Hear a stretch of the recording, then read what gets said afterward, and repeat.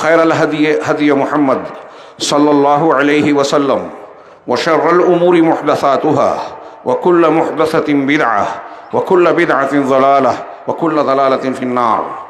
أعوذ بالله من الشيطان الرجيم. بسم الله الرحمن الرحيم.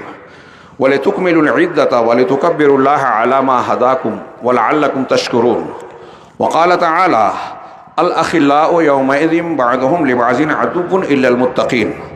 یا عبادی لا خوف علیکم اليوم ولا انتم تحزنون الذین آمنوا بآیاتنا وکانوا مسلمین. محترم بزرگوں، بھائیوں، ماؤں اور بہنوں، تمام تعریف اس رب العالمین کے لیے ہے جس نے بے شمار نعمتوں کے ساتھ دنیائے انسانیت پر سب سے بڑا احسان و کرم یہ کیا کہ اپنا کلام مجید قرآن کریم ہماری اور آپ کی ہدایت کے لیے، کامیابی کے لیے، دنیا اور آخرت کی سعادت کے نسخے کے طور پر نازل فرمایا. اور اس قرآن کی برکت سے ہمیں ماہ رمضان کی طرح ماہ رمضان کی شکل میں فضیلتوں، برکتوں اور رحمتوں سے بھرپور مہینہ دیا. اس کے دن کے روزوں کو فرض کیا، رات کے قیام کو مشروع کیا، مسنون کیا. اس میں عبادتوں کا اجر و ثواب خوب بڑھا دیا اور راہ ہموار کر دی کہ اہل ایمان محنت کریں، کوشش کریں، ایمان و احتساب کے ساتھ اللہ رب العالمین کے سامنے جھکیں، دعا مانگیں، توبہ استغفار کریں، گڑ گڑائیں، اپنے گناہوں کی معافی مانگیں تو پروردگار جنت کے دروازے ان کے لیے کھول دے اور جہنم کے دروازے بند کر چکا. اس کے ساتھ ہی اللہ تبارک و تعالیٰ نے اس ماہ مبارک کی تکمیل پر ہمیں اور آپ کو یہ دن دیا کہ ایک مہینے کے تربیتی وقفے میں اللہ کی عبادت ایمان و احتساب کے ساتھ کرنے کے بعد ہم ایک میدان میں جمع ہوں. تمام مرد و خواتین، رسول اللہ صلی اللہ علیہ وسلم نے مردوں کے ساتھ خواتین کو بھی حکم دیا. یہ ہم اور آپ جانتے ہیں، اس لیے کہ خواتین بھی شریعت کی مکلف ہیں. جس طرح جنت مردوں کے لیے ہے، عورتوں کے لیے بھی ہے، جہنم کا عذاب سرکش مردوں کے لیے ہے، خواتین کے لیے بھی ہے. اس لیے شریعت کے مکلف وہ ہیں. رمضان کے روزے، عبادتیں مردوں کے لیے بھی ہیں، خواتین کے لیے بھی ہے. اس لیے عید کی خوشیاں مردوں کے لیے بھی ہے، خواتین کے لیے بھی. چنانچہ عید کے دن ہلال عید کے نظر آتے ہی پہلا حکم رب العالمین نے یہ دیا کہ لتکملوا العدہ، گنتی پوری کر لی. اہل ایمان نے رمضان المبارک میں روزے رکھ کر، عبادتیں کر کے اپنے ایمان اور عقیدے کو تازہ دم کر لیا. پھر اس کے بعد جیسے ہی گنتی پوری ہوئی، یہ عید انہی کے لیے ہے جنہوں نے روزے رکھے، عبادتیں کی، اپنے رب کے جناب میں گڑ گڑا کر، آنسو بہا کر توبہ استغفار کیا. ان کے لیے عید ہے، ان کے لیے نہیں جنہوں نے روزے نہیں رکھے. ان کی عید ہے ہی نہیں، وہ مرد ہوں یا خواتین. چنانچہ جب یہ تازہ دم ہو کر نکلے تو سب سے پہلے غربا اور مساکین کے حق کو یاد کیا. عید نے یاد دلایا کہ اگر آپ خوش ہیں تو دوسروں کو، غربا اور یتیموں کو، غربا اور مساکین اور محتاجوں کو یاد کریں. اگر وہ خوش نہیں ہیں تو آپ کی خوشی ادھوری ہے. پہلے ان کو یاد کیجئے، پھر اللہ رب العالمین کی رات سے ہی بڑائیاں، کبریائیاں بیان کیجئے. اللہ اکبر، اللہ اکبر، لا الہ الا اللہ، کہ ساری عظمتیں اور کبریائی کا لائق صرف وہی ہے، سب سے بڑا وہی ہے، اس کے علاوہ کوئی عبادت کے لائق نہیں ہے. یقیناً وہ سب سے بڑا ہے، یقیناً سب سے بڑا ہے، ساری تعریف کا مستحق وہی ہے. یہ میں نے ترجمہ کیا ان تکبیرات کا جو ہم ادا کرتے ہیں. اس ترانے کے ساتھ، اس نعرے کے، اس گونج کے بیچ میں ہم نئے کپڑے، خوشبو کے ساتھ بہتر سے بہتر انداز میں عیدگاہ کی طرف آئیں، مرد اور خواتین سب مل کر.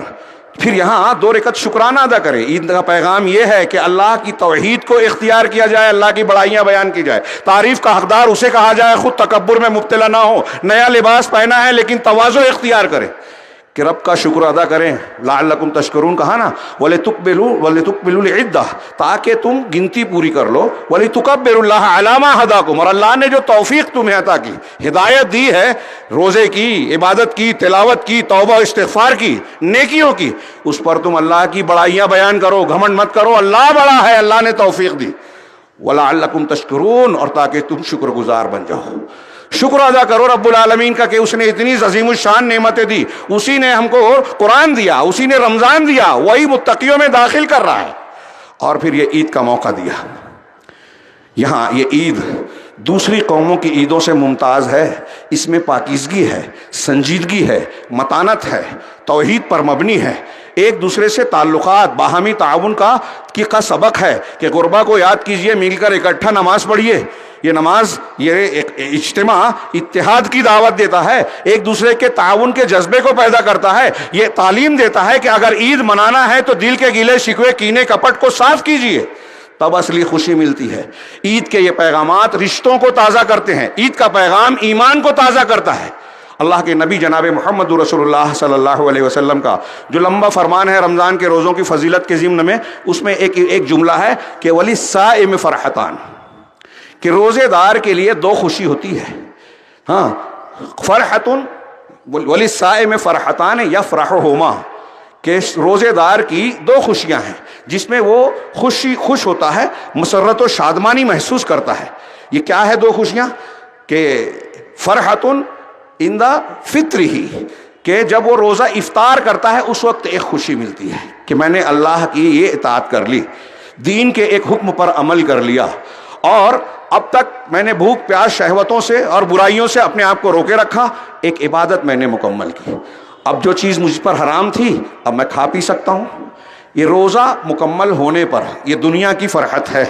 اور ایک فرحت، ایک خوشی وَعِندَ لِقَاءِ رَبِّهِ بِصَوْمِهِ، اور پروردگار کی ملاقات کے وقت پر روزے دار خوش ہوتا ہے، اپنے روزوں پر خوش ہوتا ہے کہ اسے اس کا ایسا اجر رب العالمین دینے والا ہے جس کے بارے میں کہا کہ وَالصَّوْمُ لِي أَنَا أَجْزِي بِهِ وَأَنَا أَجْزِي بِهِ. اس سے پہلے کہا کہ ہر عمل جو نیکی ابن آدم کرتا ہے اس کو اللہ تعالیٰ کئی گنا بڑھاتا ہے، کم سے کم ایک کا 10 اور 10 سے 100 700 اور اس سے زیادہ. لیکن روزے کی کوئی گنتی نہیں ہے، میں اس کی جزا دوں گا، بے شمار دوں گا، پر ہم اندازہ نہیں کر سکتے. لہٰذا اس وعدے کے ساتھ روزے دار جب قیامت میں رب العالمین سے ملے گا تو خوش ہوگا. ایک خوشی دنیا کی روزہ افطار کرنے کے وقت، ایک خوشی آخرت کی. روزہ افطار کرنا، شام میں جب ہم روزہ کھولتے ہیں، جس کو روزہ کھولنا کہتے ہیں، افطار، وہ خوشی ہے. اور ایک افطار یہ ہے جو عید الفطر کے نام سے ہی موسوم ہو گئی کہ اب مہینہ بھر جو ہم روزے کے پابند تھے، اب یہاں سے ہم افطار کر رہے ہیں، اور اس دن روزہ رکھنا ممنوع اور حرام ہے. اللہ تبارک و تعالیٰ کا حکم ہے کہ ہم خوش رہیں. ان روزوں کے بعد یہ خوشی کا موقع مل رہا ہے. اس میں ایک سبق بالکل کھلا ہے، اور آخرت کی خوشی اور اس خوشی کو میں جوڑ کر موازنہ کرنا چاہتا ہوں کہ اس میں کھلا ایک سبق ہے کہ ہم اگر دنیا کی سعادت، خوشی، مسرت اور انبساط چاہتے ہیں، ہم چاہتے ہیں کہ دکھ اور صدمے سے نجات ملے، پریشانیوں سے، عذاب سے ہم محفوظ رہیں، زلزلے، طوفان، دشمن کا تسلط، بے عزتی، رسوائیاں، ان سے بچے رہیں، تو اللہ کی رحمت ضروری ہے. اور اللہ کی رحمت، مدد، حفاظت کب ملے گی؟ جب ہم اللہ کی اطاعت و فرما برداری کریں گے. اللہ کے لیے کھانا پینا چھوڑ دیں، جائز کو منع کیا تو رک گئے، تو حرام جس کو قرار دیا اس سے تو رکنا ہی ہے. کھانے پینے میں جو حرام ہے، کردار و عمل میں جو حرام ہے، بات چیت میں جو حرام ہے، عقیدے میں جو حرام ہے، ساری چیزوں کو چھوڑ دیں. عبادات میں جو حرام ہے اس کا ارتکاب کرنا بدعت ہے. بدعت، شرک، گناہ کبیرہ، گناہ صغیرہ بندے کو اللہ سے دور کرتا ہے، خوشیوں سے محروم کرتا ہے، وہ شقاوت و بدبختی لاتا ہے. یہ ایک منظر دیکھیے کہ یہ روزے کے بعد ہم کو خوشی کا موقع دیا رب العالمین نے، اور قیامت کے دن جو خوشی، جو ماحول ہوگا، اس منظر سے اس منظر کا جو آج ہم یہاں اکٹھا ہیں موازنہ کیجئے. میں نے سورہ زخرف کی چند آیتیں پڑھی، ہاں آگے کی آیت ایک ایک جملے پر موازنہ کرتے جائیں. اللہ تبارک و تعالیٰ نے مشرکین کا ذکر کرتے ہوئے کہ یہ لوگ قیامت کا انتظار کر رہے ہیں کہ اچانک ان کے پاس آ جائے اور شعور بھی نہ ہو. اس دن میں کیا ہوگا؟ الاخلاء یومئذ بعضهم لبعض عدو الا المتقین، کہ سارے گہرے دوست جو دنیا کے تعلقات اور رشتے ہیں، دوستیاں ہیں، سب مٹ جائے گی کہ دنیا، وہاں میدان محشر میں گہرے دوست ایک دوسرے کے دشمن بن جائیں گے، سوائے متقیوں کے. تقوی کی بنیاد پر، دین کی بنیاد پر جس کا تعلق ہے دنیا میں، قیامت کے دن بھی یہ تعلق قائم رہے گا. اور دنیا میں دنیا داری کی بنیاد پر، فسق و فجور کی بنیاد پر، گناہوں میں تعاون کی بنیاد پر جس کی دوستی ہے، تعلق ہے، وہ ایک دوسرے کے دشمن ہو جائیں گے، آپس میں لڑیں گے، لعنت ملامت کریں گے کہ تمہاری وجہ سے میں جہنم کا حقدار بن گیا، تمہاری وجہ سے میں گمراہ ہو گیا. تو ساری دشمنیاں ٹوٹ جائے گی، اللہ کی اور اللہ کے لیے جو دوستی ہے وہ قائم رہے گی. الا المتقین، متقین قرآن پر چلنے والے متقی، روزے کی فرضیت کا مقصود لعلکم تتقون، روزہ رکھ لیا ایمان و احتساب کے ساتھ، تراویح پڑھی، تلاوت کی، توبہ استغفار کیا، متقی بن گئے، گناہوں سے نیکی کی طرف آ گئے، متقی بن گئے۔ اب یہ متقی اگر ہیں ہم تو یہ دوستیاں کام آئے گی۔ آگے اللہ رب العالمین نے فرمایا یا عبادی، اب اس منظر میں جب ایک دوسرے کے دشمن ہوں گے لوگ خوف زدہ ہوں گے، دہشت زدہ ہوں گے، اللہ تبارک و تعالیٰ کے عذاب اور غضب سے انتہائی خوف اور دہشت کے ماحول میں یہ یہاں تک کیفیت ہوگی کہ انبیاء کرام علیہم الصلاۃ والسلام جو انسانوں میں سب سے اعلیٰ طبقہ ہے، سب سے اونچے درجے والا، وہ بھی نفسی نفسی نفسی کہے گا۔ لوگ ان سے کہیں گے اولو العزم رسولوں سے کہ اللہ سے سفارش کرو کہ حساب کتاب لے لے، تو کہیں گے کہ ان ربی قد غضب اليوم غضبا لم یغضب قبلہ مثلہ ولن یغضب بعدہ مثلہ، میرا پروردگار آج اتنا غضبناک ہے کہ نہ پہلے تھا نہ بعد میں ہوگا، اتنا غصہ اور غضبناک۔ میں اپنی فلاں غلطی یاد کرتا ہوں، نہیں ہمت پڑے گی۔ تو اس دہشت کے ماحول میں اللہ کی طرف سے یہ اعلان ہوگا، سارے لوگ خوف میں ہیں، دہشت میں ہیں۔ اللہ کہے گا یا عبادی، اے میرے بندو، لا خوف علیکم اليوم ولا انتم تحزنون، کہ آج کے دن تم پر کوئی خوف نہیں، کوئی خوف نہیں، اور نہ ہی تم غمزدہ ہوگے۔ خوف مستقبل کے اندیشوں سے ہوتا ہے، اور حزن و ملال، غم ماضی کے نقصانات کی بنیاد پر ہوتا ہے۔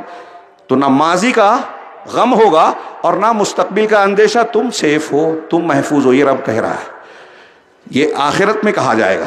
دنیا میں بھی اللہ نے سورہ یونس میں اعلان کیا الا ان اولیاء اللہ لا خوف علیہم ولا هم یحزنون، سنو اللہ کے اولیاء، اللہ کے دوست کون ہیں؟ اللہ کے اولیاء متقی، مومن۔ ہر مومن اللہ کا ولی ہے۔ ولی کا یہ مطلب نہیں جو کرامت دکھائے، ہوا میں اڑے، پانی پہ چلے، آگ میں کھیلے، کرامت کھیلے، نہیں۔ ہر مومن اللہ کا ولی ہے۔ اللہ ان اولیاء ہے لا خوف علیہم ولا هم یحزنون، اولیاء اللہ پہ نہ کوئی خوف ہوتا ہے نہ غمزدہ ہوتے ہیں۔ کون ہے اللہ کے ولی؟ قرآن نے خود کہا الذین آمنوا وکانوا یتقون، وہ لوگ جو ایمان لائے اور تقوی اختیار کرتے ہیں۔ ایمان اور تقوی والے دنیا میں بھی خوف اور حزن و ملال سے محفوظ، اور آخرت میں بھی۔ عید کے دن اگر ہم متقی پرہیزگار ہو کر اللہ کی ولایت لے کر آئے ہیں تو حقیقی خوشی، دل کی خوشی اور باظاہر کی خوشی ملے گی۔ یہاں سارے لوگ میدان محشر میں خوف زدہ ہوں گے۔ اللہ تسلی دے رہا ہے اہل ایمان کو کہ کوئی خوف اور کوئی ڈر نہیں ہے۔ اب وہاں جو خوف اور ڈر نہیں ہوگا، آگے کا جملہ الذین آمنوا بآیاتنا وکانوا مسلمین، کون لوگ ہوں گے جن کو یہ اعلان ملے گا کہ آپ کے لیے کوئی خوف نہیں، کوئی غم نہیں ہے؟ وہ لوگ جو ہماری آیتوں پر ایمان لائے اور وہ تھے بھی فرما بردار، مسلمین تھے، عملاً بھی اللہ کی اطاعت و فرما برداری کرنے والے تھے، اس کے احکام پر جھک جانے والے تھے، اپنے آپ کو اللہ اور اللہ کے دین کے حوالے کر دینے والے تھے۔ آیتوں پر ایمان، پہلا ایمان، اور دوسرا اسلام یعنی فرما برداری۔ وہی جو اس آیت میں الا ان اولیاء اللہ میں کہا الذین آمنوا وکانوا یتقون، معنی ایک ہی ہے، الفاظ فرق ہے۔ تو اللہ تبارک و تعالیٰ پر ایمان اور اللہ تبارک و تعالیٰ کا فرما بردار ہو جانا خوف اور غم سے نجات دلاتا ہے۔ آج عید کے دن ہم خوش ہیں دنیا میں، لیکن اس خوشی کو ہم قیامت والی جو خوشی ملے گی اہل جنت کو، اس خوشی سے کمپیئر کریں، موازنہ کریں تو یہ انتہائی ناقص ہے، عارضی ہے، ادھوری ہے۔ کیوں؟ آپ اور ہم یہاں بیٹھے ہیں نئے لباس پہن کر، کسی پر قرضہ ہے اس کا ٹینشن، کسی کے سامنے کوئی مسئلہ پیش ہے اس کا ٹینشن، کہیں خبر ملتی ہے کہ زلزلہ آ گیا، ہمیں اطلاع ملتی ہے کہ ہماری مسجدوں پر حملے ہو رہے ہیں، ہماری اوقاف پر نظر بد لگا کر قانون بنا کر ہڑپنے کی کوشش کی جا رہی ہے، مسلمانوں کے گھروں پر بلڈوزر چلا دیے جاتے ہیں، اور مختلف قسم کے الزامات سے بدنام کیا جاتا ہے۔ ایسے روز یہ میں کچھ چیزیں بیان کر رہا ہوں، مہنگائی ہے، بے روزگاری ہے، اور نہ جانے کیا کیا مسئلے ہیں۔ یہاں ہم خوشیاں منا رہے ہیں، ہمارے سامنے منظر تازہ ہوتا ہے کہ غزہ میں فلسطین کے مسلمان بے خانماں برباد ہیں، ان کے گھر اجڑ گئے، مسجدیں نہیں ہیں، کھانے پینے کے سامان نہیں ہیں، دوائیں نہیں ہیں، وافر مقدار میں ضرورت کے سامان نہیں ہیں۔ ان کی عید کیسی ہے؟ جب ہم یہ سوچتے ہیں تو یہاں کی خوشی، یہاں کی خوشیوں کی لذت کرکری اور ادھوری سی ہو جاتی ہے، لیکن وہاں کی جو خوشی ہوگی اس کے بارے میں اللہ نے آگے فرمایا ادخلوا الجنۃ انتم وازواجکم تحبرون، کہ تم خود اور تمہاری بیویاں، ازواجکم کا ترجمہ بیویاں بھی کیا گیا ہے، اور تمہارے مثل دوسرے لوگ، بیویوں کا معنی زیادہ بلیغ ہے، اس لیے کہ بیویوں کے ساتھ جب جنت میں کوئی جائے گا تو بیویاں شوہروں سے، شوہر بیویوں سے اور زیادہ ان کی مسرت اور خوشی مل کر جو ہے بڑھ جائے گی۔ لذت بڑھ جائے گی ایک دوسرے سے. اور قرآن نے کئی جگہ پر کہا ہے معنی دونوں صحیح ہے کہ تم اور تمہارے جیسے لوگ، تم اور تمہاری بیویاں دونوں جنت میں داخل ہو جاؤ. تحبرون، اس کا ترجمہ کچھ لوگوں نے کیا کہ حشاش بشاش، راضی خوشی. کچھ لوگوں نے کیا کہ اس کا مطلب ہے کہ تم اس میں خوش کیے جاؤ گے. اگر ایک ترجمہ یہ کیا جائے کہ مزے ہی مزے کے ساتھ رہو گے اس میں، تو غلط نہیں ہوگا. اس میں صرف مزہ ہی ہوگا، لذت ہی ہوگی، خوشیاں ہی ہوگی. کوئی مزہ اور لذت کو کرکرا کرنے والی چیز نہیں ہوگی. یہ خوشی کی انتہا ہوگی جنت میں.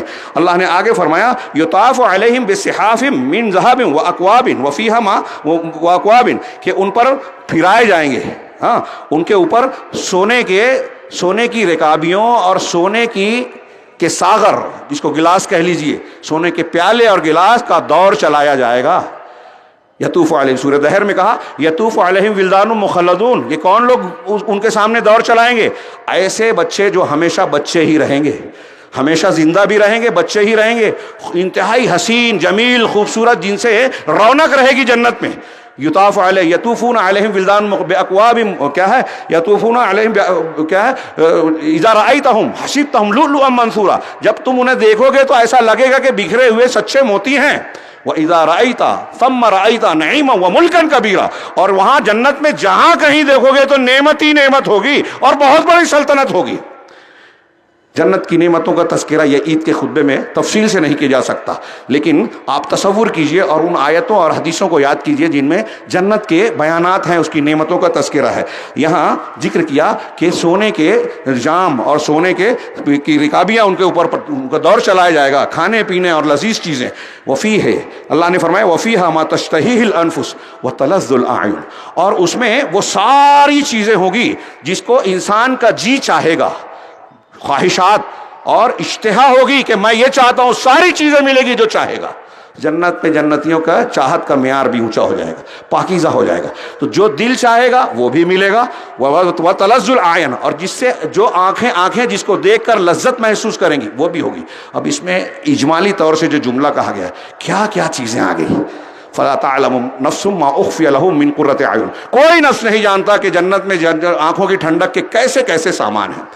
کھانے کی چیزیں، لباس، ریشم، سندس و استبرق کے موٹے ریشم، باریک ریشم، سونے چاندی کے زیورات، سونے چاندی کے محلات، ایک موتی کا محل، مختلف قسم کی انتہائی پاکیزہ نہریں، شراب طہور، نکاح، حوریں، دنیا کی عورتیں اور خواتین، اور نہ جانے کون کون سی لذتیں جو ہم تصور نہیں کر سکتے. جسمانی لذتیں بھی، روحانی اور دلی لذتیں بھی.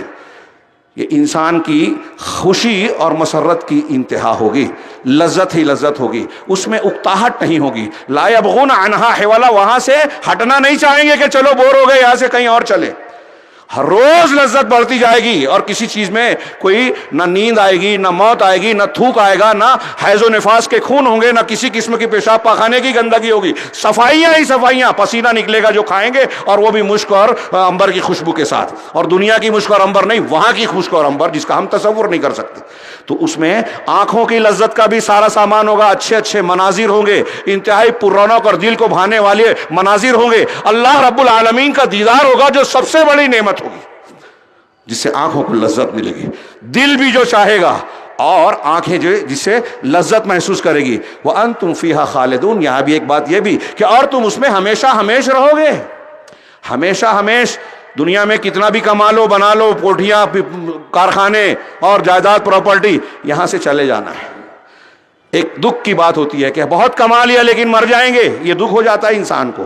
جنت کا معاملہ یہ ہوگا کہ وہاں یہ گارنٹی ہوگی کہ کبھی موت نہیں آئے گی، موت کو موت کر مار ڈالا جائے گا، اور ہمیشہ ہمیش جنتی ایک ہی عمر میں ہوں گے. لذتوں کے ساتھ روز لذت بڑھتی جائے گی، اس میں ہمیشہ رہیں گے، کبھی وہاں سے موت نہیں آئے گی، ہٹیں گے نہیں. آگے اللہ نے فرمایا وَتِلْكَ الْجَنَّةُ، یہ جو اتنی نعمتوں کا میں نے سرسری سے ذکر کیا، آگے اللہ نے کہا وَتِلْكَ الْجَنَّةُ الَّتِي أُورِثْتُمُوهَا بِمَا كُنْتُمْ تَعْمَلُونَ. بس اس جملے پر غور کیجئے عید اور رمضان سے جوڑ کر، کہ اس جنت کا تم کو جو وارث بنایا گیا ہے، أُورِثْتُمُوهَا، وارث، مالک، جو وارث ہو گیا مالک ہو گیا ہمیشہ کے لیے، جنت کے وارث. اور ملکن کبیرہ، دنیا سے زیادہ، ایک ایک جنتی کی جنت دنیا سے کئی کئی گنا زیادہ بڑی ہوگی. کہ اس جنت کا جس کو تم کو وارث بنایا گیا ہے. کیوں بنایا گیا؟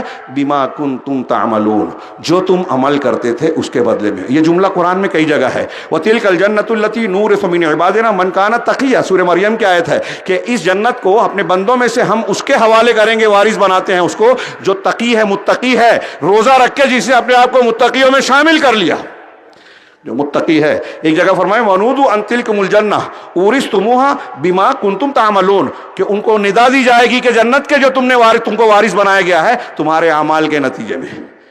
اب یہاں غور کیجئے کہ ہم نے رمضان میں عمل کیا، روزے کی شکل میں انفاق اور اللہ کے راستے میں خرچ کیا، تراویح پڑھی، قرآن کی تلاوت کی، غربا مساکین اور حقداروں کے حقوق کا خیال کیا، اللہ کے جناب میں اپنے گناہوں کی سچی توبہ کی، اگر سچے دل سے کیا ہے، ایمان و احتساب سے عبادتیں کی ہے، تو اس عمل کے بدلے میں یہ جنت ملے گی. تو ایک خوشی روزہ افطار کی، عید الفطر کی، اور ایک خوشی روزے دار کو ملے گی آخرت کی، اور یہ عمل کے بدلے میں ملے گی. میں یہاں میسج یہ دینا چاہتا ہوں کہ آج پوری دنیا میں مسلمان رو رہے ہیں، پریشان ہیں، ڈرے ہیں، سہمے ہیں. یہ قرآن بتا رہا ہے. ہم شکوہ شکایت، کچھ لوگ جہالت میں رب سے بھی شکایت کرتے ہیں کہ مسلمانوں پر اتنا ظلم ہو رہا ہے، بم برسائے جا رہے ہیں، گھروں کو، عبادت گاہوں کو، مسجدوں کو تہس نہس کیا جا رہا ہے، اور سرکش لوگ، ظالمین، دشمنان دین، ان کا کچھ بگڑتا نہیں ہے. یہ ہمیں نظر نہیں آتا. اللہ تعالیٰ مہلت دیتا ہے. فرعون کو بھی لمبی مدت دی تھی، فوراً اللہ کا عذاب نہیں آتا، یہ بھی اس کی رحمت کا حصہ ہے، توبہ کا موقع دیتا ہے. ہم کو بھی آزماتا ہے کہ ہم شکوہ شکایت کرتے ہیں یا اللہ پر بھروسہ کر کے صبر کرتے ہیں. تو پوری دنیا میں مسلمان پریشان ہیں، خوشیوں کی تلاش ہے، صدمات ہیں، پریشانیاں ہیں، ہمارے خلاف قوانین بن رہے ہیں، ہماری مسجدیں خطرے میں ہیں، ہمارے کہیں بم برس رہے ہیں، کہیں جو ہے قوانین ہمارے خلاف بنائے جا رہے ہیں، جھوٹے مقدمات درج کیے جا رہے ہیں، کھانے پینے پر پابندی لگ رہی ہے، یہ نہیں کھا سکتے، یہ نہیں کاٹ سکتے، یہ نہیں بیچ سکتے، مسلمان بازار نہیں لگا سکتے، اور نہ جانے کیا کیا چل رہا ہے، نئی نئی خبریں آ رہی ہیں. اور مسلمان ڈرا ہے، سہما ہے. عوام ہی نہیں، خواص بھی ڈرے سہمے نظر آتے ہیں. سب ڈرے سہمے ہیں، باتیں کرتے ہیں اور مختلف قسم کی تدبیریں کرتے ہیں، لیکن وہ نسخہ اختیار نہیں کرتے جو عید ہمیں سکھا رہی ہے، رمضان سکھا رہا ہے، قرآن بتا رہا ہے کہ اگر تم کو دنیا کی جنت چاہیے تو یہاں بھی نیکی کیجئے، اللہ سے توبہ کیجئے، اللہ کے فرما بردار بن جائیے. اللہ تعالیٰ کی حفاظت ملے گی تو دنیا کی کوئی طاقت آپ کا پال بھی کا نہیں کر سکتی. سیدنا ابراہیم اکیلے تھے، کچھ نہیں بگڑا، نمرودیت نے اور پوری قوم نے پوری کوشش کی آگ میں ڈالنے کی، جلا نہیں سکے. فرعون کا پورا لشکر آیا تھا پیچھے، اللہ تعالیٰ نے دریا سے راستہ بنا کے موسیٰ علیہ السلام اور بنی اسرائیل کو نکال دیا. نبی کریم صلی اللہ علیہ وسلم کو گھیرا تھا ہجرت کی رات میں، سارے قبیلے کے نوجوانوں نے، ان کے بیچ سے اللہ نے محفوظ پہنچایا مدینہ. تو کیا ہماری حفاظت نہیں کر سکتا؟ ہماری مسجدوں کی حفاظت نہیں کر سکتا؟ ہمارے اوقاف کی حفاظت نہیں کر سکتا؟ ہمارے گھروں کو بلڈوزر سے نہیں بچا سکتا رب العالمین؟ لیکن اس کا نسخہ کیا ہے؟ اس کا نسخہ یہ ہے کہ ہم متقی بن جائیں. متقی بنیں گے تو دنیا کی جنت بھی ملے گی، آخرت کی بھی. اور سوچنے کی بات ہے کہ اگر دنیا کی جنت نہیں مل رہی ہے، دنیا میں ہمارے لیے جہنم ہی جہنم نظر آ رہی ہے، تو آخرت میں کامیاب ہوں گے کہ نہیں؟ سوالیہ نشان ہے. ایک مومن کو فکر مند ہو جانا چاہیے. اللہ نے کہا کہ تمہارے اعمال کے بدلے میں اس جنت کے وارث بنے ہو. یہ تعلیم ہم کو رمضان نے دی کہ روزے رکھو. اللہ نے کہہ دیا جو مان لو، کھانا پینا ہی نہیں بلکہ روحانی روزہ بھی رکھو. کسی کی غیبت مت کرو، جھوٹ مت بولو، دھوکہ مت دو، گالی گلوچ مت کرو، لڑائی جھگڑا مت کرو. روزے کی حالت میں ان سب چیزوں کی پابندی 1 مہینے تک ہم نے کی. اگر کی ہے ایمان و احتساب کے ساتھ تو متقی بن جائے گی. اور متقی بن گئے تو دنیا اور آخرت کی نعمتیں ہمارے لیے کھل جائے گی. پڑھیے ان للمتقین مفازہ، متقیوں کے لیے کامیابی ہے. اگر تم تقوی اور ایمان اختیار کرو تو اللہ آسمان اور زمین کی برکت کے دروازے کھول دے گا. سورہ اعراف کی آیت ہے. سورہ آل عمران میں کہا ان تصبروا وتتقوا لا یضرکم کیدہم شیئا، اگر صبر کرو اور تقوی اختیار کرو تو دشمنوں کی چالیں سازشیں تمہارا کچھ بگاڑ نہیں پائیں گی. قرآن کہہ رہا ہے ہمارا ایمان ہے، سچ ہی ہوگا، جھوٹ ہو ہی نہیں سکتا. لیکن ہم کہاں مانتے ہیں؟ ہم ایمان اور تقوی چھوڑ کے باقی سب کر رہے ہیں، اور برائیاں ہمارے یہاں، شرک ہمارے یہاں ہے، بدعت ہمارے یہاں ہے، خرافات ہمارے یہاں ہے، نشہ خوری ہمارے یہاں ہے، حقوق تلفی ہمارے یہاں ہے، ماں باپ کی نافرمانیاں ہیں. کون سا گناہ ہے؟ رشتے کاٹ رہے ہیں، حرام خوری کر رہے ہیں. کون سی گناہ ہے جو ہم نہیں کر رہے ہیں؟ اگر ہم چاہتے ہیں کہ عزت ملے، ترقی ملے، حفاظت ملے، رب العالمین کی رحمت ملے، دشمن کے دانت کھٹے ہوں، تو دشمنوں سے گڑ گڑائیے مت، اپنی چاپلوسی وہ مت کیجیے، اللہ رب العالمین کے حوالے اپنے آپ کو کیجیے، متقی بن جائیے.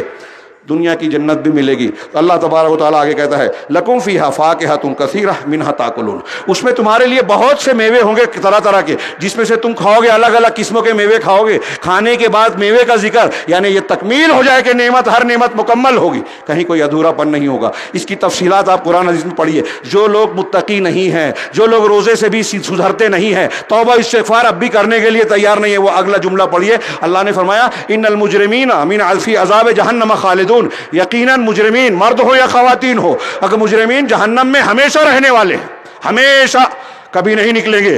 لا یفتر عنہم وہم فیہ مبلسون، ان سے عذاب کوئی کی کمی نہیں ہوگی، کوئی وقفہ نہیں ہوگا، ہلکا نہیں ہوگا عذاب، اور وہ اس میں مایوس ہو جائیں گے۔ مایوس ہو جائیں گے کہ عذاب میں کمی ہوتی ہی نہیں، اب اضافہ ہو رہا ہے۔ مایوس ہو جائیں گے کہ ابھی جہنم سے چھٹکارا اور نکلنے کا کوئی راستہ ہی نہیں ہے، اس میں مایوس ہوں گے۔ وما ظلمناہم، ہم نے ان پر ظلم نہیں کیا۔ یہ آخرت کی بات ہے، جہنم کی۔ دنیا میں بھی اگر کہیں مصیبت آ رہی ہے، کہیں سیلاب ہے، کہیں زلزلہ ہے، ابھی برما میں زلزلہ آیا 3-4 دن پہلے، ہاں، اور دوسری جگہوں پہ دوسری مصیبتیں ہیں، ہمارے گھروں میں دوسری مصیبتیں ہیں، تو اللہ ظلم نہیں کرتا۔ ولیکن کانوا ہم الظالمین، لوگ خود ہی ظالم ہیں، اللہ کا قصور نہیں ہے۔ قرآن آیا، رمضان آیا، ڈرانے والے آئے، تم کو سکھا رہے ہیں، بتا رہے ہیں بچنا ہے اللہ کے عذاب سے دنیا اور آخرت کے، تو راستہ کیا ہے، لیکن تم ماننے کے لیے تیار ہی نہیں ہو۔ اللہ نے آگے فرمایا وَنَادَوْا، وہ جہنمی کہیں گے وَنَادَوْا يَا مَالِكُ لِيَقْضِيَ عَلَيْنَا رَبُّكَ، کہ اے مالک جاروغہ جہنم، پروردگار سے دعا کرو، اپنے رب سے کہو کہ لِيَقْضِيَ عَلَيْنَا رَبُّكَ، تمہارا پروردگار ہمارا کام تمام کر دے، موت دے دے، قصہ ہی ختم ہو جائے، عذاب کا سلسلہ رکے، ہم جھیل نہیں پا رہے ہیں۔ تو کہا، مالک کہے گا، جہنم کے داروغے کا فرشتے کا نام ہے کہ انکم ماکثون، نہیں ایسا ہو ہی نہیں سکتا، تم کو رہنا ہی ہے، موت نہیں آئے گی، لا یموت فیہا ولا یحیا، نہ یہاں موت آئے گی نہ زندہ رہ سکتے ہو، تم کو ٹھہرے رہنا ہے۔ لقد جئناکم بالحق ولکن اکثرکم للحق کارہون، ہم تمہارے پاس حق لے کر آئے تھے، قرآن حدیث آیا تھا، لیکن اکثر لوگ حق کو ناپسند کرتے ہیں۔ آج ہم اور آپ جائزہ لیں کہ کیا ہم حق کو پسند کرتے ہیں؟ ہم شرک کرتے ہیں، قرآن بتاتا ہے کہ یہ تمہارا عمل شرک ہے، چھوڑنے کو تیار ہیں۔ ہم گناہ کر رہے ہیں، نشہ کر رہے ہیں، نافرمانیاں کر رہے ہیں، کبیرہ گناہ، حرام کام، زنا، بدکاری، موبائل کا غلط استعمال، گندی تصویریں، گندی باتیں، گالی گلوچ، قتل و خونریزی، سب ہر جرم ہمارے سماج میں۔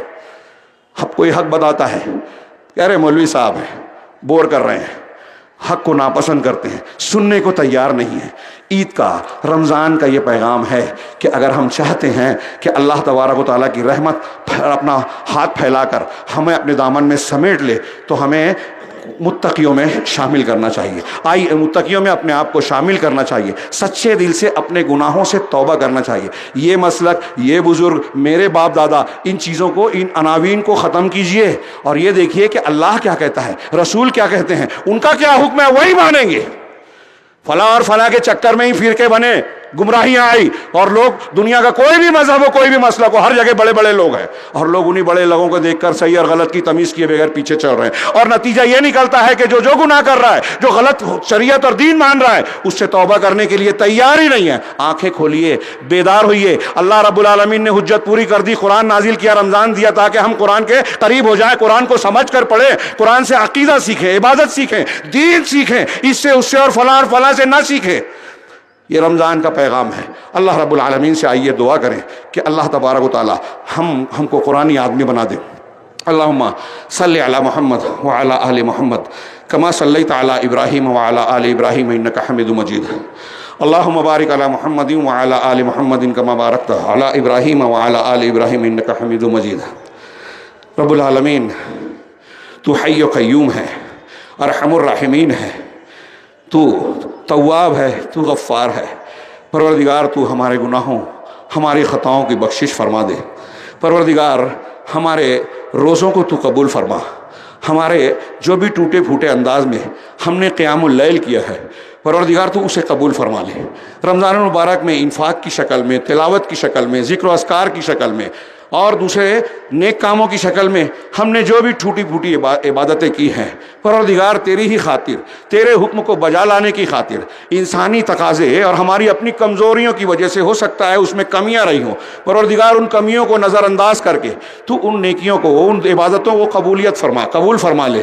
پروردگار ہم بہت گنہگار ہیں، یقیناً ہمارے گناہ بہت زیادہ ہیں، لیکن تو غفار ہے، تو غفور ہے، تو قابل التوب ہے، التواب ہے، تیری توبہ، تیری مغفرت کا دامن جو ہے ہمارے گناہوں سے کہیں زیادہ وسیع ہے۔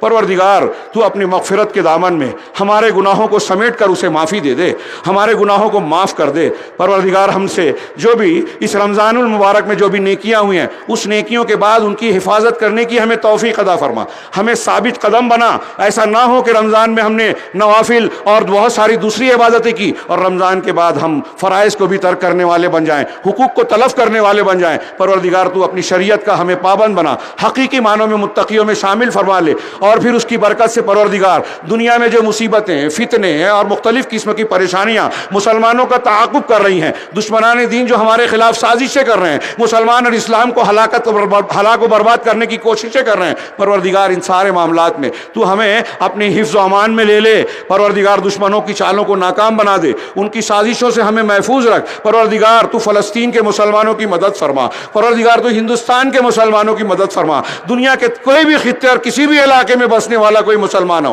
پروردگار تو ان سب کی مدد فرما۔ اس مدد کے راستے میں جو رکاوٹیں ہیں، گناہ ہے، پروردگار ان سے توبہ کرنے کی ہمیں توفیق عطا فرما۔ پروردگار ہم تو عاصی ہیں، ہم خطا کار ہیں، ہمارا علم اور ہماری صلاحیتیں بھی بہت ہی ناقص ہیں۔ پروردگار اس سارے نقص کا اعتراف کرتے ہوئے ہم تجھی سے مانگتے ہیں، تیرے ہی جناب میں ہاتھ پھیلاتے ہیں۔ پروردگار تیرے نبی کا فرمان ہے کہ تو ہاتھ پھیلانے والے بندے کے ہاتھ کو خالی لوٹانے سے شرماتا ہے۔ پروردگار ہم گنہگار لوگ تیرے سامنے ہاتھ پھیلائے ہوئے ہیں، ہماری کوتاہیوں کو نظر انداز کرتے ہوئے، گناہوں کی بخشش کرتے ہوئے۔ پروردگار ہم کو جہنم سے آزادی عطا فرما دے، ہمیں آزادی عطا فرما دے، ہماری ماں کو، ہمارے والدین کو، یہاں جتنے لوگ ہیں جو مسلمان ہیں، ان کے زندہ یا مردہ جو بھی والدین ہیں، پروردگار ان سب کی بخشش فرما دے، ان کو عذاب قبر سے، عذاب جہنم سے بچا دے، ان کی گردنوں کو، ہماری گردنوں کو، ہمارے بھائیوں کی گردنوں کو پروردگار جہنم سے آزاد کر دے۔ پروردگار ہمیں عزت دے، سعادت دے، ہمیں فتنوں سے تحفظ دے، ظاہری باطنی جو بھی فتنے مسلمانوں کے پیچھے پڑے ہوئے ہیں، پروردگار ان سے بیدار رہ کر ان سے اپنے بچاؤ کرنے کی ہمیں توفیق عطا فرما۔ پروردگار ہم نے جو بھی گناہ کیا ہے سب کو بخش دے، ہمیں جو بھی غم ہے انہیں دور کر دے، جو پریشانیاں اور تنگیاں ہیں پروردگار اسے خوشادگی اور خوشحالی میں بدل دے۔ پروردگار ہم میں سے جو مقروض ہے ان کے قرض کو ادا کر دے، جو بیمار ہیں ان کو شفا یابی کی راہ پیدا کر دے۔ پروردگار جو بے گناہ قید و بند کی صعوبتیں جھیل رہے ہیں ان کی رہائی کا راستہ مرحمت عطا فرما دے۔ پروردگار ہم میں سے بہت سارے لوگ ایسے ہیں جو بہت سارے مختلف قسم کے دکھوں اور مسائل سے دوچار ہیں، پروردگار ان کو دور کر دے۔ اے اللہ ہماری بخشش فرما، ہمارے والدین کی بخشش فرما، ہمارے جو لوگ گزر چکے ہیں، موت کے راستے سے گزر کر تیرے جناب میں پہنچ چکے ہیں، پروردگار تو ان کی بھی بخشش فرما، ان کی قبر کو کشادہ فرما، قبر کے فتنے اور عذاب سے محفوظ رکھ، میدان محشر اور آخرت کے مراحل کو ان کے لیے آسان کر کے جنت میں داخل فرما دے۔ اے اللہ ہم تجھ سے جنت الفردوس کا مطالبہ کرتے ہیں، اے اللہ ہم تجھ سے جنت مانگتے ہیں، اور وہ سارے اقوال، افعال اور وہ عبادات تجھ سے مانگتے ہیں، اس کی توفیق مانگتے ہیں جو ہمیں جنت تک پہنچا دے۔ اے اللہ ہم تجھ سے جہنم سے پناہ مانگتے ہیں، تو ہی جہنم کا مالک ہے، تو جہنم سے بچانے والا ہے، پروردگار ہمیں جہنم سے آزاد کر دے، ہماری ماں بہنوں کو، ہمارے والدین کو، ہم بھائیوں کو، ہم تمام کو جہنم سے آزاد کر دے، ہمیں قبر کے عذاب سے محفوظ کر، جہنم سے آزاد کر، ہماری گردنوں کو جہنم سے آزاد کر دے۔ پروردگار اے اللہ ہم تجھ سے جہنم سے خلاصی چاہتے ہیں، اور ان تمام اعمال اور اقوال سے جن سے تو ناراض ہوتا ہے اور جن کی بنیاد پر جہنم کے عذاب دیتا ہے، پروردگار ان سب سے تیری پناہ مانگتے ہیں کہ ہمیں ان چیزوں سے محفوظ رکھ۔ اے پروردگار ہم کو تو مانگنا بھی نہیں آتا، جو مانگا ہے وہ بھی دے، جو نہیں مانگا ہے وہ بھی عطا فرما۔ تیرے نبی جناب محمد رسول اللہ صلی اللہ علیہ وسلم نے جتنی بھلائیاں دنیا اور آخرت کی، جتنے خیر اور اچھائیاں تجھ سے طلب کی ہے، پروردگار وہ سب ہماری جھولی میں بھی ڈال دے۔ اے تیرے نبی جناب محمد رسول اللہ صلی اللہ علیہ وسلم نے جتنی چیزوں سے پناہ مانگی، بچاؤ طلب کیا اور بچاؤ کو تجھ سے مطالبہ اور دعا کی، پروردگار ہم بھی تجھ سے پناہ چاہتے ہیں ان تمام چیزوں سے جس سے تیرے نبی جناب محمد رسول اللہ صلی اللہ علیہ وسلم نے پناہ مانگی۔ الحمدللہ رب العالمین الرحمن الرحیم مالک یوم الدین ایاک نعبد و ایاک نستعین اہدنا الصراط المستقیم صراط الذین انعمت علیہم غیر المغضوب علیہم ولا الضالین۔ اللہم لا تدع لنا ذنبا الا غفرتہ ولا ہما الا فرجتہ ولا کربا الا نفستہ ولا دینا الا ادیتہ إلا قضيته ولا مريضا إلا شفيته ولا مبتلا إلا عافيته ولا ضالا إلا رددته ولا مسترشدا إلا أرشدته ولا صغيرا إلا أنبته نباتا حسنا يا أرحم الراحمين. اللهم إنا نسألك الهدى والتقى والعفاف والغنى. اللهم إنا نسألك الهدى والتقى والعفاف والغنى. اللهم إنا نسألك العفو والعافية في الدنيا والآخرة. اللهم إنا نسألك العفو والعافية في الدنيا والآخرة. اللهم اغفر لنا وللمؤمنين والمؤمنات والمسلمين والمسلمات وألف بين قلوبهم وأصلح ذات بينهم وانصرهم على عدوك وعدوهم. اللهم لعن الكفرة الذين يكذبون رسلك ويقاتلون أولياءك. اللهم لعن الكفرة الذين يقاتلون أولياءك ويكذبون رسلك. اللهم زلزل أقدامهم وشتت شملهم وفرق جمعهم وخالف بين كلمتهم. اللهم إنا نجعلك في نحورهم ونعوذ بك من شرورهم. اللهم أنزل عليهم بأسك الذي لا ترده عن القوم المجرمين. اللهم إنا نسألك الهدى والتقى والعفاف والغنى. اللهم إنا نعوذ بك من تحول عافيتك وفجاءة نقمتك وجميع سخطك. اللهم إنا نعوذ بك من جهد البلاء ودرك الشقاء وسوء القضاء وشماتة العداء. اللهم ارحمنا. اللهم إنا نسألك من الخير كله. اللهم إنا نسألك من الخير كله عاجله وآجله ما علمنا منه وما لم نعلم. ونعوذ بك من الشر كله عاجله وآجله ما علمنا منه وما لا نعلم. اللهم إنا نسألك ما سألك به عبدك ونبيك محمد صلى الله عليه وسلم ونعوذ بك من شر ما استعاذ به عبدك ونبيك محمد صلى الله عليه وسلم. اللهم إنا نسألك الجنة اللهم إنا نسألك الجنة وما يقرب إليه من القول والعمل ونعوذ بك من النار. اللهم إنا نعوذ بك من النار وما قرب إليها من قول أو عمل. اللهم إنا نسألك أن تجعل كل قضاء قضيته لنا خيرا يا رب العالمين. ربنا آتنا في الدنيا حسنة وفي الآخرة حسنة وقنا عذاب النار. ربنا آتنا في الدنيا حسنة وفي الآخرة حسنة وقنا عذاب النار. ربنا آتنا في الدنيا حسنة وفي الآخرة حسنة وقنا عذاب النار وقنا عذاب القبر. اللهم إنا نعوذ بك من عذاب القبر، من عذاب في النار وعذاب في القبر. ربنا لا تؤاخذنا إن نسينا أو أخطأنا. ربنا ولا تحمل علينا إسرا كما حملته على الذين من قبلنا. ربنا ولا تحملنا ما لا طاقة لنا به واعف عنا واغفر لنا وارحمنا أنت مولانا فانصرنا على القوم الكافرين. ربنا لا تزغ قلوبنا بعد إذ هديتنا وهب لنا من لدنك رحمة إنك أنت الوهاب. يا مقلب القلوب ثبت قلوبنا على دينك. يا مقلب القلوب ثبت قلوبنا على دينك. يا مصرف القلوب صرف قلوبنا إلى طاعتك. يا مصرف القلوب صرف قلوبنا إلى طاعتك. اللهم إنا نسألك من خشيتك ما يحول بيننا وبين معاصيك ومن طاعتك ما تبلغنا به إلى الجنة ومن اليقين ما تهون به علينا مصائب الدنيا ومتعنا بأسماعنا وأبصارنا وقوتنا ما أحييتنا واجعله الوارث منا واجعل ثأرنا على من ظلمنا وانصرنا على من عادانا ولا تجعل مصيبتنا في ديننا ولا تجعل مصيبتنا في ديننا ولا تجعل الدنيا أكبر همنا ولا مبلغ علمنا ولا تسلط علينا من لا يرحمنا. ربنا اصرف عنا عذاب جهنم إن عذابها كان غراما. ربنا هب لنا من أزواجنا وذرياتنا قرة أعين واجعلنا للمتقين إماما. ربنا هب لنا من أزواجنا وذرياتنا قرة أعين واجعلنا للمتقين إماما. ربنا اغفر لنا ولإخواننا الذين سبقونا بالإيمان ولا تجعل في قلوبنا غلا للذين آمنوا ربنا إنك رؤوف رحيم. ربنا عليك توكلنا وإليك أنبنا وإليك المصير. ربنا لا تجعلنا فتنة للذين كفروا واغفر لنا ربنا إنك أنت العزيز الحكيم. ربنا تقبل منا إنك أنت السميع العليم. اللهم أحسن عاقبتنا في الأمور كلها وأجرنا من خزي الدنيا وعذاب الآخرة.